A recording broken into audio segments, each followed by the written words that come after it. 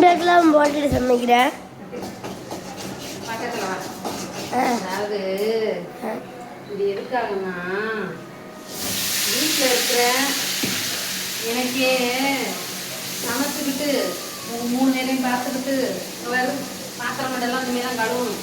இவ்வளோ வேலை இருக்கே, வேலைக்கு போகிறாங்கல்ல, எப்படி வீட்டு வேலையை பார்த்துக்கிட்டு பிள்ளைகளையும் பார்த்துக்கிட்டு இங்கிட்டு வேலையும் செய்கிறாங்க.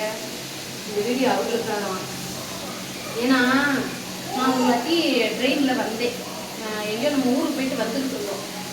அப்போ மெட்ராஸில் உள்ள அக்கா அவங்கெல்லாம் என்ன செய்கிறாங்க, நம்ம வேலைக்கெல்லாம் போயிட்டு வர்றாங்கல்ல, கீரையெல்லாம் வாங்கி அதை பிச்சு பிச்சு கவரில் போட்டுக்கிட்டே வர்றாங்க. நான் கேட்டேன், ஏக்கா வீட்டில் போய் ஆய வேண்டியதானக்கா, ஏக்கா ட்ரெயின்லேயே ஆயிடுவீங்கன்னு. எங்களுக்கு அதுக்கெலாம் நேரம் இல்லை தங்கச்சி, நான் போன உடனே நான் போய் சமைக்கணும், சமைச்சிட்டு பிள்ளைகளுக்கு சாப்பாடு கொடுத்துட்டு வீட்டு வேலையெல்லாம் பார்த்து நான் தூங்க 10-10:30 ஆயிரும். மறுபடியும் நான் காலையில் 5 மணிக்கு எழுந்திரிச்சு நான் எல்லா வேலையும் செய்யணும், எனக்கு முடியல. அதனால தான் இந்த வேலை இந்த நேரத்தை நான் மிச்சப்படுத்துறேன்னு சொல்கிறாங்க. இப்போ பார்த்துக்கோ, வீட்டில் இருக்கிறவங்களை விட வேலைக்கு போய்கிட்டு இருக்கிற அக்கா மாதிரி எவ்வளோ கஷ்டப்படுவாங்க.